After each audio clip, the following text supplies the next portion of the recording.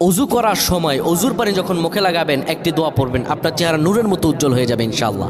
আপনার চেহারা নূরের মতো উজ্জ্বল হয়ে যাবে, চেহারা থেকে ব্রণ, মেস্তা, কালো দাগ সহ যাবতীয় সমস্যাগুলো আল্লাহ তাআলা দূর করে দিবেন এবং আপনার রিজিকে বরকত হবে ইনশাআল্লাহ। আপনার দোয়াগুলো কবুল হয়ে যাবে। অনেকের চেহারা সুন্দর কিন্তু তাকাতে ইচ্ছে করে না, মনে হয় চেহারায় নুন নাই, কিন্তু অনেকের চেহারাই কালো কিন্তু দেখতেও ভালো লাগে। যেমন এই যে বেলাল হাবশি, চেহারা দিকে তাকালেই শান্তির সুবাতাস বয়ে আসতো। সাহাবীরা যার চেহারা দেখে অনেক প্রশংসিত করিয়েছিল এবং যার কলব স্বচ্ছ ছিল। প্রিয় ভাইরা আমার, অজু যখন আপনি করবেন, অজুর পানিতে যখন আপনার চেহারা ভিজাবেন, তখন অজুর পানিতে আপনি এই দোয়াটা 3 বার পরে, দুরূদ শরীফ 3 বার পরে ফু দিবেন।